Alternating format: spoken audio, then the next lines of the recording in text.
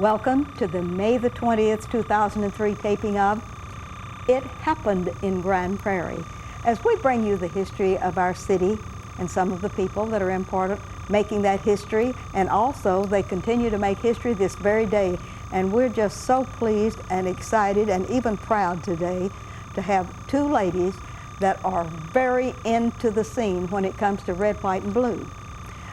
We have, first of all, the regent of the DAR in the Grand Prairie area, and she'll tell you the number and something about that. Doris Kettlehut, we're very pleased to get you on this set, young lady. Nice to be here. Yes, it's hard to catch you and tie you down because you have all of these assignments all over your region, and thank you for coming today. Thank you for inviting me. And Jan Duval Barrett. Yes. A very famous lady in Grand Prairie, Texas, as far as history is concerned, and now making marks and paths of distinction in the DAR as a past regent.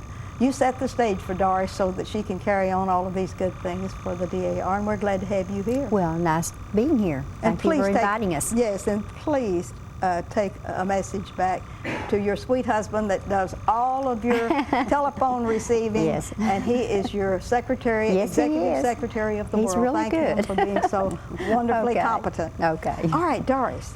We're at our history tape number 489. We have done lots of history tapes, and y'all have been a part of many of those, but this is a real special salute to the United States flag. And I would like for you first to begin, before we get into the details of the flag, to tell us a little bit about the DAR and your portion, your region territory.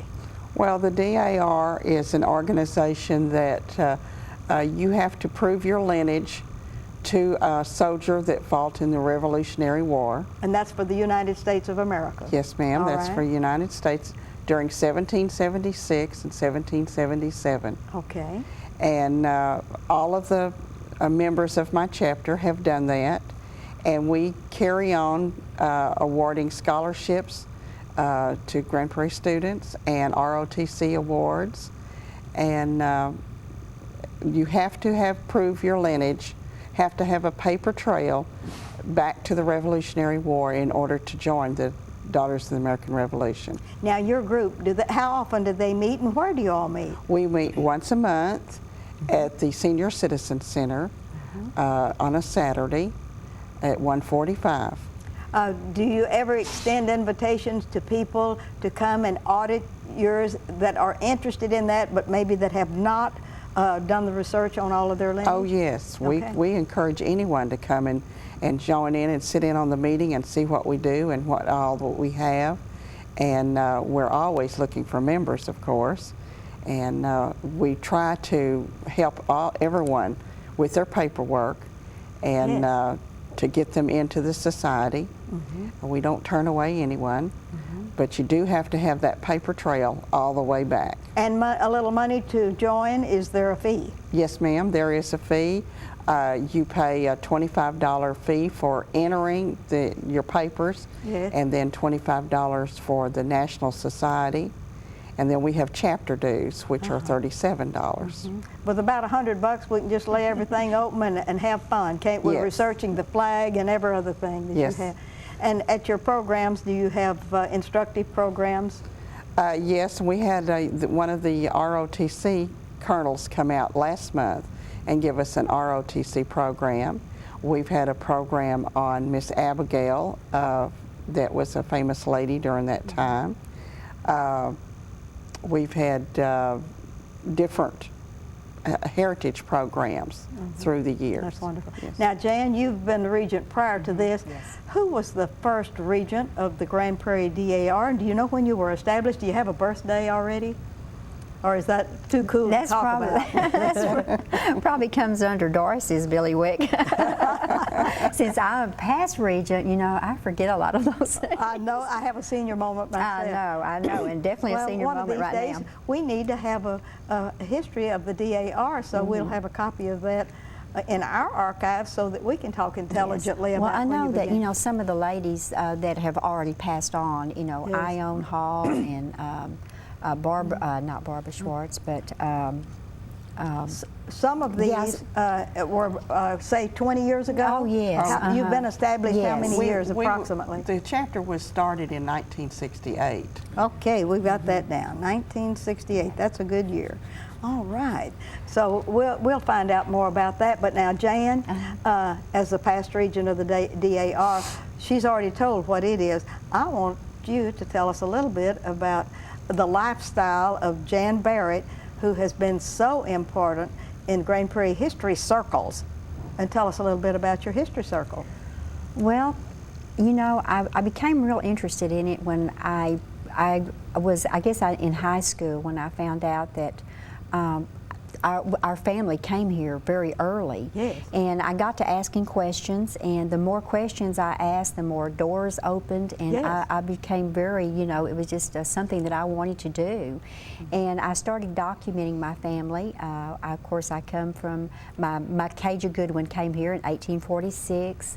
And also my husband, he is a descendant of Thomas Vernoy, another, you know, settler Y'all had a here. double-edged sword So in your we family, did, didn't you? yes. Yes. And also he is descended from Abraham Bass, who was very active in Dallas County, and who gave the land for the 5 Mile Cemetery. Yes. And he ran around apparently with the Ledbetters and Yes. all of those folks. Yeah. And when you get into it, it just becomes so interesting, and you want to find out more and more, and it just it's kind of consumes your life for a while. I'm interested in how you will tell how you found out about your great-great-great-grandfather, Makaja Goodwin, and the fact that we already had documented him in a way. Yes. Well, see, you know, my aunts never told me about that. And They my should've. dad, you know, he said, oh, they used to listen to Mother when she'd tell all the stories. And he said, me being a boy, I was busy looking out the window watching the birds fly by. And so I got to asking my aunts all these questions. And, you know, when they began to tell me, yo, she's buried at Watson Cemetery. Yeah. Well, no one had ever told me that before. Yes. And so, and then you had done so much research, and I'm so sorry I didn't get to help you do that, but I am grateful that But you you did. are doing penance now Yes, because I you're am. researching everything else in Yes, Grand I Prairie. am. Even though we researched your grandfather's Yes, cabin. oh, that was just amazing, and Yes, I do appreciate it. That's wonderful. Well, now, we're here today to discuss the United States flag. Who's going to talk first about the flag? Madam Regent? I can do that. June the 14th, 1777 is the Second Continental Congress authorized the symbol of the flag, and to recognize our new nation. And the Stars and Stripes flew for the first time in Hartford, Connecticut in 1861. But it wasn't until the mid-1890s that it became popular on June the 14th. And on 1916, President Woodrow Wilson issued a proclamation to observance of Flag Day on June 14th.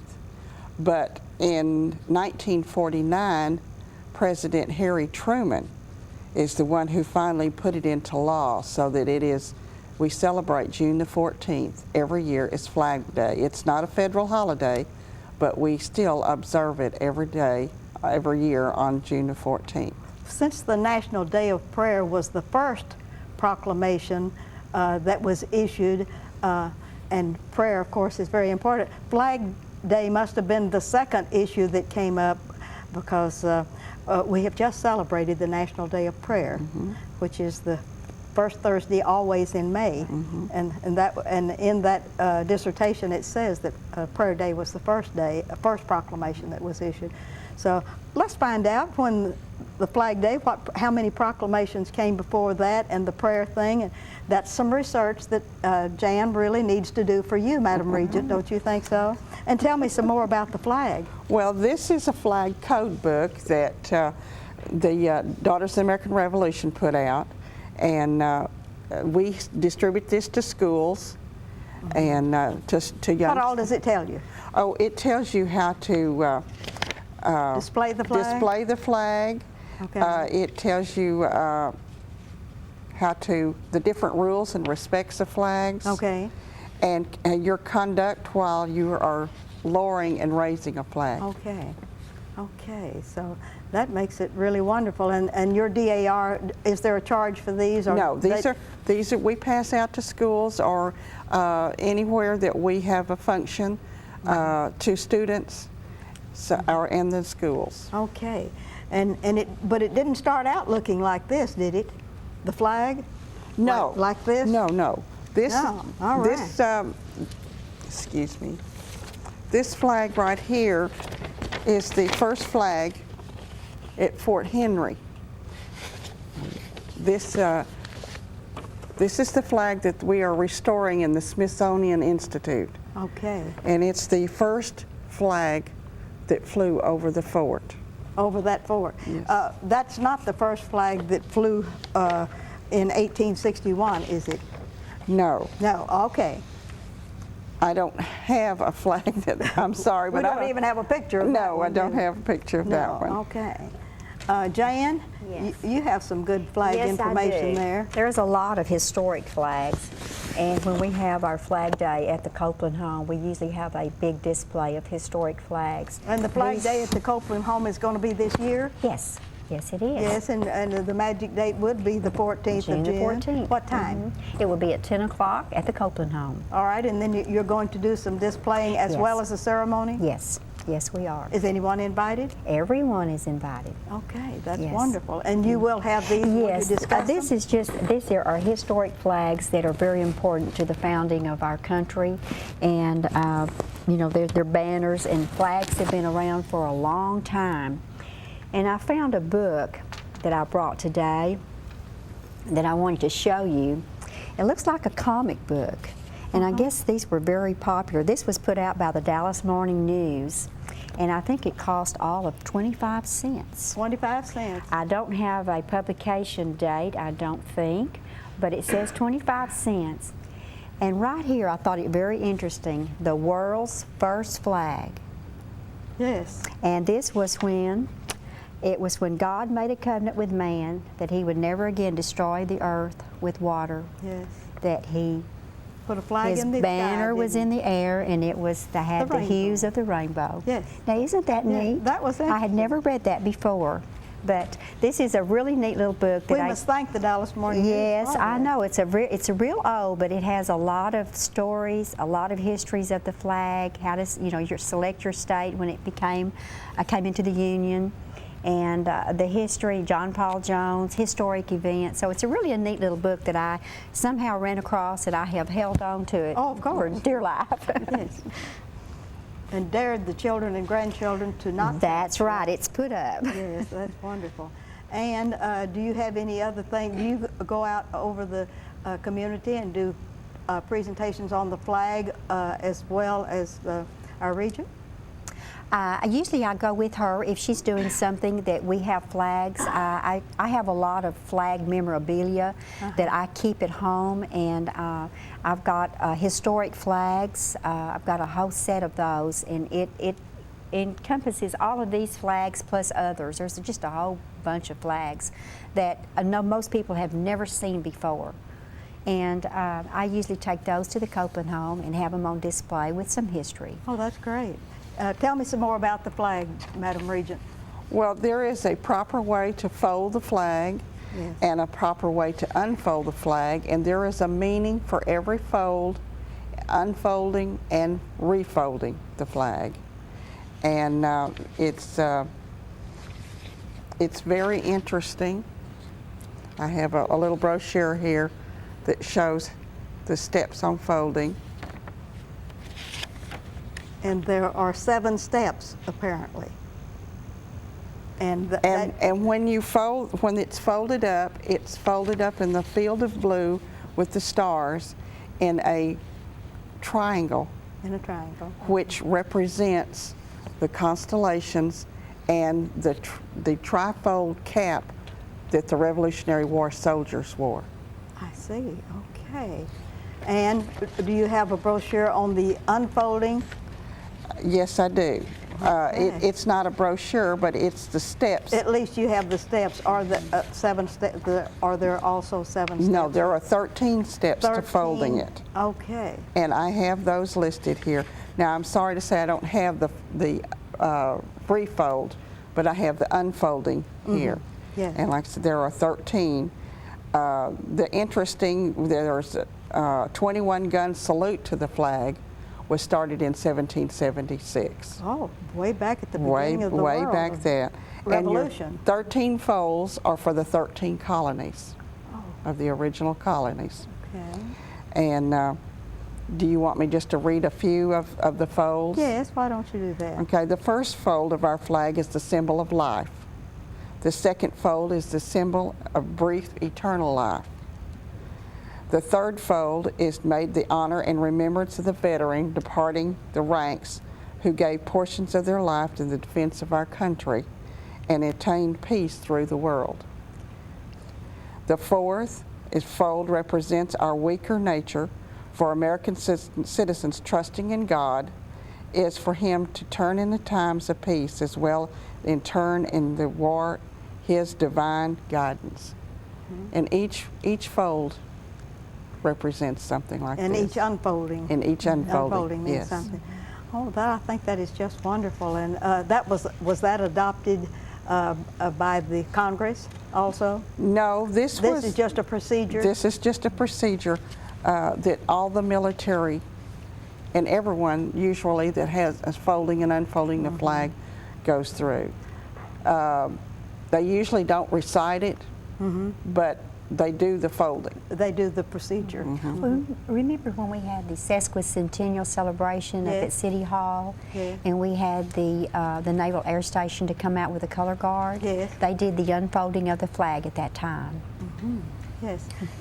Do we have that on video? You know, I don't know, but we had to get special permission to unfold the flag. To do the ceremony yes, of the they had unfolding? to. They had to look at the words to make sure that it was Done properly? Yes, and they took out a few things, but I had to send it to them beforehand, and it had to be checked out.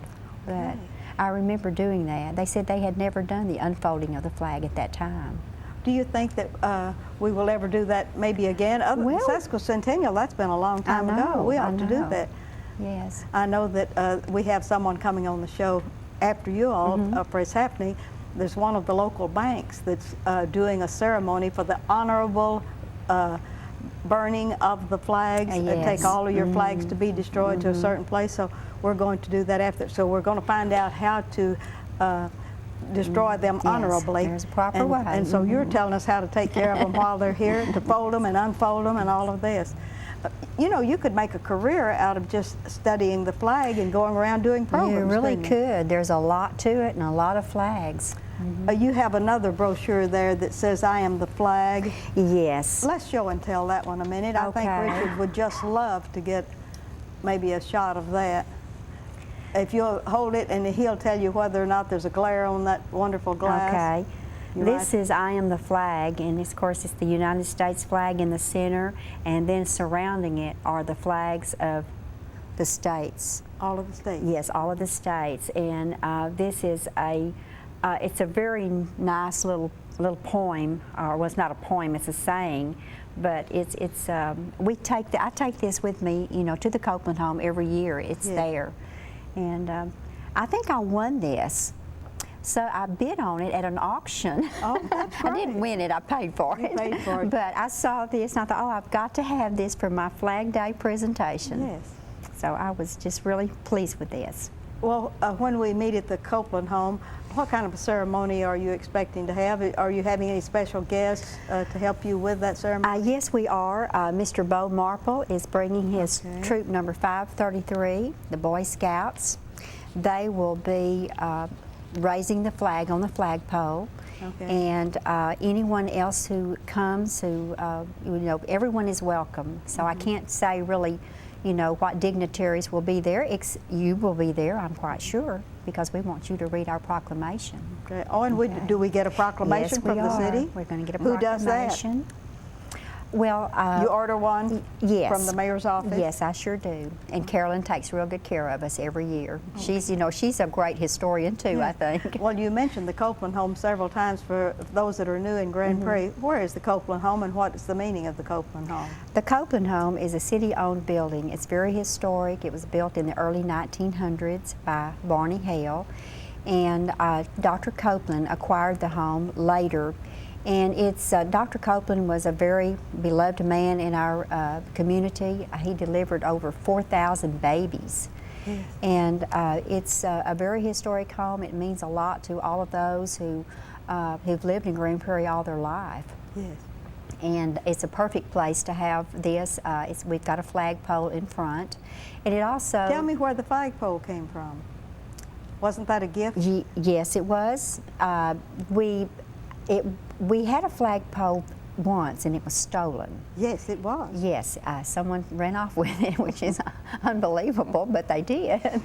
And I'm not sure, I think the historical organization purchased the flagpole, if I'm not mistaken.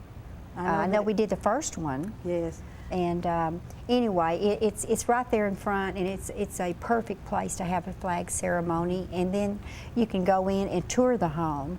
It's open for tours, and that's when I will have all the displays for the flags and flag code books. And we also give the children small flags, and we also have flag puzzles for them. Oh, that's great. And we will have refreshments. And this is at 125 Southwest Dallas Street. Yes, it is. Mm-hmm. One block off of Center Street and a little bit south of the railroad track. Yes. So they ought to be able to find it. Yes. And if they can't, do you have a magic telephone number they can call, or either of you that want to give directions or give further information about this one?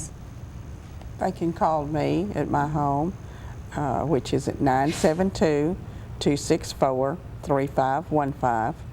And I will give them directions on the time. Now, you've brought some more things here, these little flags that you have here. Does that have a meaning? Well, these are little flags. You can look up on the internet to a government site. And this is a flag that you can print off the computer, and all you do is fold it and put it on a straw. How wonderful. And children have flags they can wave in a parade or any function they go to. You can reduce these down to make picks for your hors d'oeuvres when you want to have a table. I thought that was very neat. Yes, when that is found that. Very clever, and especially if you're going to give something at a local school. Are y'all invited very much to come and talk about the flag at our schools in Grand Prairie? Not that I know No, of. we have not been. Now, I know you are for history because Jan's always being invited to come and do that, but we're going to have to get you all a program where you get out and do a program about the flags and let them have a little bit more information. Jan, tell me some more about the flag that impressed you. Well, I do go, to a lot of flea markets and things like that. Of course, these are replicas, but flags have been on postcards forever.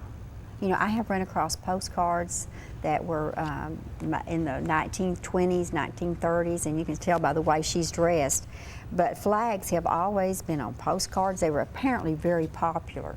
But these are like some samples of postcards. This was like after World War II, after Pearl Harbor. And I think anytime you have a war or something like that, patriotism really comes to life. And this little book I found was, this was after the bombing of Pearl Harbor, and this has a picture of every magazine cover that had the United States flag on it. And it goes from Farm Journal to Baker's Helpers, Flower Growers, Country Gentleman, Outdoor Life, Popular Mechanics, Business Week. But I thought this was the most interesting little book with all of these magazine covers that showed the flag, even your comic books. Yes. So I found this, and anytime I find a book about the flag, I always have to get it. Yes. But, that goes with your collection of memorabilia about the flag. Yes, it does. And I believe Miss Doris here has some books that she has. This is a coloring book of from Washington to Lincoln that you can get for children. Yeah. That relates to the flag. that relates to the flag. Looks like the history of the flag.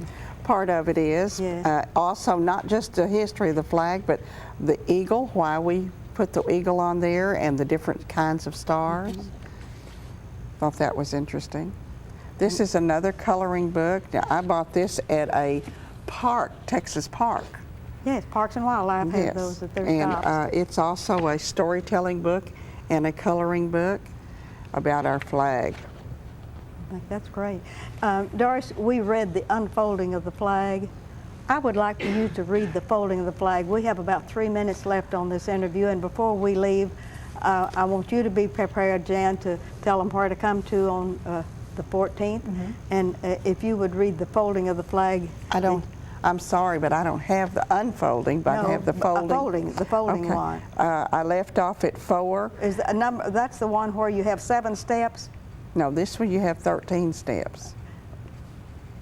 and that is the you don't have the steps for the folding. This is the folding. I don't have the steps for the unfolding. But that's right. This is the folding. That's what we want. The 5th fold is a tribute to our country for the words of Stephen Duncan, our country who, dealing with other countries, may always be bright, but still our country is right or wrong. The 6th fold is for where our hearts lie, with all our hearts that we pledge allegiance to the flag of the United States of America and to the republic for which it stands, one nation, under God, indivisible, with liberty and justice for all. The 7th fold is a tribute to our armed forces, for it is through the armed forces that we protect our country and our flag against her enemies, whether they be found within or without the boundaries of our republic. The 8th fold is a tribute to the one who entered into the valley of the shadow of death, that we may see the light of day. The 9th fold is a tribute to the womanhood and mothers, and for those who have been through their faith, their love, their loyalty, and devotion to the character of men and women who have made this country great between the mold. The 10th fold is a tribute to the Father, for he too has given his sons born. The 11th fold represents the lower portion of the seal King David and King Solomon, and glorify the Hebrews' eyes in God, Abraham, Isaac, and Jacob. The 12th fold represents the emblem of eternity and glorifies in the Christian eyes that God the Father, the Son, and the Holy Spirit. The 13th fold is when the flag is completely folded, the stars upmost reminding us the nation's motto, "In God We Trust." That's wonderful. Now we're ready for Jan. Tell them 14th of June, a very special day in Grand Prairie, Texas. Yes, and everyone is invited June the 14th at 10 o'clock at the Copeland home, and that is located at 125 Southwest Dallas Street. It won't be a long ceremony, but we invite you to come. Refreshments will be served. Bring your children. This is a good way for them to learn about the flags and how to respect the flag. That's so wonderful. I want to thank you two ladies for just being real gurus on the flag. That is just really wonderful. We're trying. Yes, you really are. And thank you for continuing the ceremony at the Copeland home, and also for being here today and taking your time to give us a lesson in learning on the flag. Okay. And this is Ruthie Jackson reminding you that history is as we live and do.